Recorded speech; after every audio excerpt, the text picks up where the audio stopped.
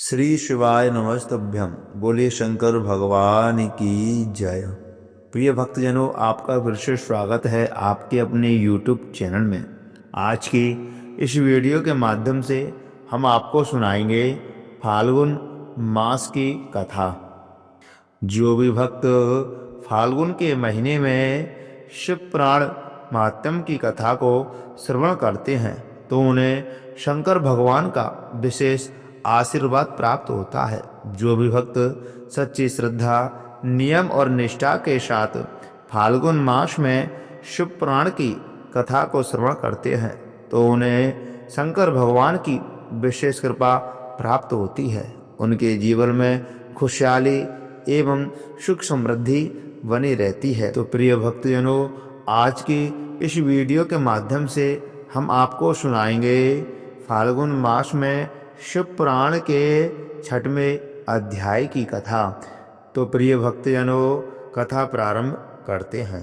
तो बोलिए शंकर भगवान की जय, उमापति महादेव की जय। श्री व्यास जी कहते हैं, सूत जी का यह वचन सुनकर के वे सब महर्षि बोले, अब आप हमें वेदांत सार सर्वस्वरूप अद्भुत शिव पुराण की कथा सुनाइए। श्री सूत जी बोले, आप सब महर्षिगण रोग शोक से रहित कल्याण में भगवान शिव का स्मरण करके पुराण प्रवर शिव पुराण की, जो वेद के सार तत्व से प्रकट हुआ है, कथा सुनिए। शिव पुराण में भक्ति, ज्ञान और वैराग्य, इन तीनों का प्रीति पूर्वक ज्ञान किया गया है और वेदांत वेद्य सद्वस्तु का विशेष रूप से वर्णन है। इस वर्तमान कल्प में सब सृष्टि कर्म आरंभ हुआ था। उन दिनों 6 कुलों के महर्षि परस्पर वाद विवाद करते हुए कहने लगे, अमुक वस्तु सबसे उत्कृष्ट है और अमुक नहीं है। इसके इस विवाद ने अत्यंत महान रूप धारण कर लिया। तब वे सब के सब अपनी शंका के समाधान के लिए सृष्टिकर्ता अविनाशी ब्रह्मा जी के पास आ गए और हाथ जोड़कर के विनय भरी वाणी में बोले, प्रभु, आप संपूर्ण जगत को धारण पोषण करने वाले तथा समस्त कारणों के भी कारण हैं। हम यह जानना चाहते हैं कि संपूर्ण तत्वों से परे परात्पर प्राण पुरुष कौन है।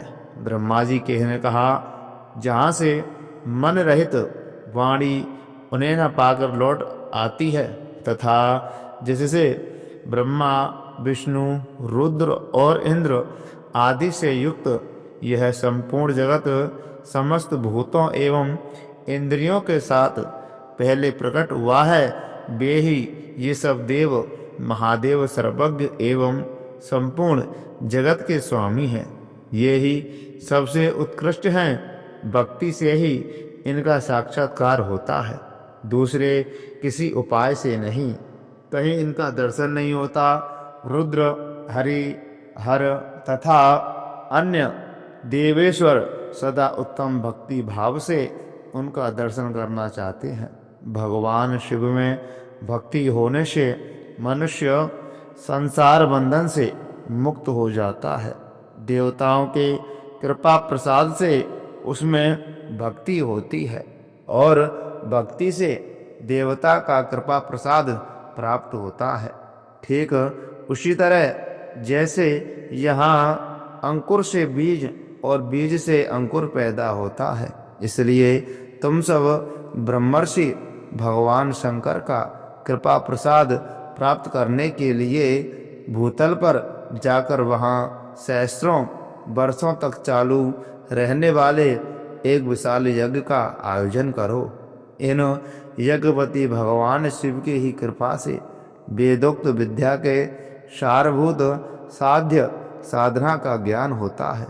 शिव पद की प्राप्ति ही साध्य है, उनकी सेवा ही धर्म साधन है तथा उनके प्रसाद से जो नित्य नैमित्तिक आदि फलों की ओर से निष्प्रय होता है, वही साधन है।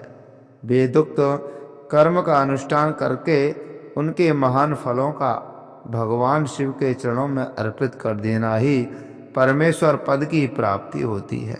वहीं सालोक्य आदि के कर्म से प्राप्त होने वाली मुक्ति है उन पुरुषों की भक्ति के अनुसार उन सबको उत्कृष्ट फल की प्राप्ति होती है।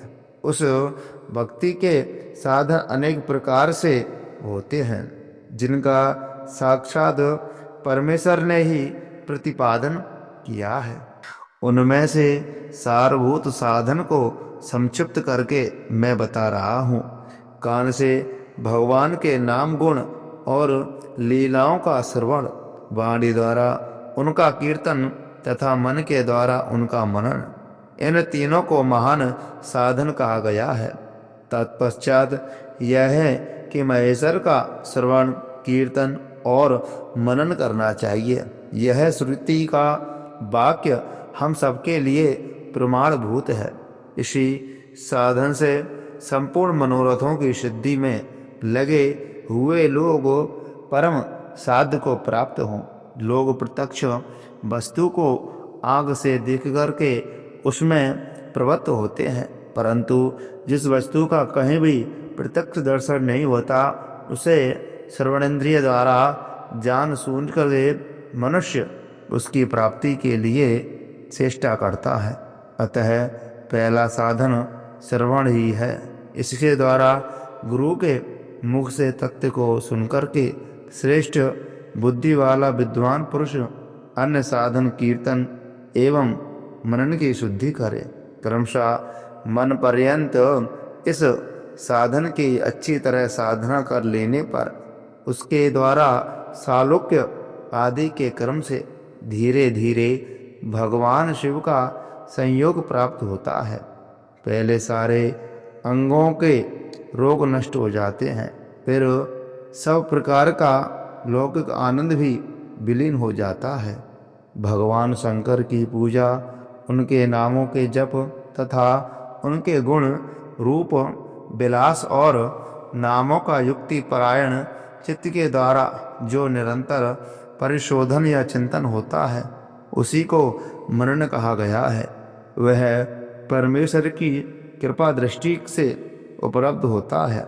इसे समस्त श्रेष्ठ साधनों में प्रधान या प्रमुख कहा गया है।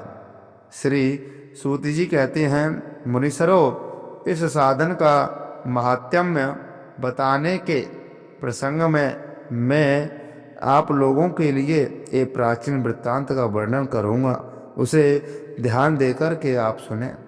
पहले की बात है, पराशर मुनि के पुत्र मेरे गुरु व्यासदेव जी सरस्वती नदी के किनारे तट पर तपस्या कर रहे थे। एक दिन सूर्यतुल्य तेजस्वी विमान से यात्रा करते हुए भगवान सनत कुमार अकस्मात वहां आ पहुंचे। उन्होंने मेरे गुरु को वहां देखा। वे ध्यान में मग्न थे। उनसे जगने पर उन्होंने ब्रह्मपुत्र सनत कुमार जी को अपने सामने उपस्थित देखा। देख करके वे बड़े वेग से उठे और उनके चरणों में प्रणाम करके मुनि ने उन्हें अर्घ्य दिया और देवताओं के बैठने योग्य आसन भी अर्पित किया। तब प्रसन्न हुए भगवान सनत कुमार विनीत भाव से खड़े हुए व्यास जी से गंभीर वाणी में बोले, मुने, तुम सत्य वस्तु का चिंतन करो। वह सत्य पदार्थ भगवान शिव ही हैं जो तुम्हारे साक्षात्कार के विषय होंगे। भगवान शंकर का श्रवण, कीर्तन, मनन ये तीन महत्तर साधन कहे गए हैं। ये तीनों ही वेद सम्मत हैं। पूर्व काल में मैं दूसरे दूसरे साधनों के संभ्रमण में पढ़कर के घूमता घामता मंदराचल पर्वत पर जा पहुंचा और वहां तपस्या करने लगा। तदनंतर महेश्वर शिव की आज्ञा से भगवान नंदीकेश्वर आ पहुँचे। उनकी मुझ पर बड़ी दया थी। वे सबके साक्षी तथा शिव गणों के स्वामी भगवान नंदीकेश्वर मुझे स्नेहपूर्वक मुक्ति का उत्तम साधन बताते हुए बोले, भगवान शंकर का श्रवण, कीर्तन और मनन ये तीनों साधन वेद सम्मत हैं और मुक्ति के साक्षात कारण है। यह बात स्वयं भगवान शिव ने मुझसे कही है। अतः ब्रह्मन, तुम श्रवण आदि तीनों साधनों का ही अनुष्ठान करो। व्यास जी से बारंबार ऐसा कहकर के अनुगामियों सहित ब्रह्मपुत्र सनत कुमार परम सुंदर परम धाम को चले गए। इस प्रकार पूर्व काल के इस उत्तम वृतांत का मैंने संक्षेप में वर्णन किया है। ऋषि बोले, सूत जी, श्रवण आदि तीन साधनों को आपने मुक्ति का उपाय बतलाया है, किंतु जो श्रवण आदि तीनों साधनों में असमर्थ हो वह मनुष्य किस उपाय का अवलंबन करके मुक्त हो सकता है? किस साधनभूत कर्म के द्वारा बिना यत्न के ही मोक्ष मिल सकता है? तो प्रिय भक्तजनों, मैं आशा करता हूँ यह कथा आप सभी को बहुत अच्छी लगी होगी। तो कृपा करके इस वीडियो को ज़्यादा से ज़्यादा लाइक करें, ज़्यादा से ज़्यादा शेयर करें और आपने हमारे चैनल को सब्सक्राइब नहीं किया है, सब्सक्राइब अवश्य करें। कमेंट बॉक्स में शंकर भगवान की जय अवश्य लिखें। जय श्री राधे, जय श्री कृष्ण।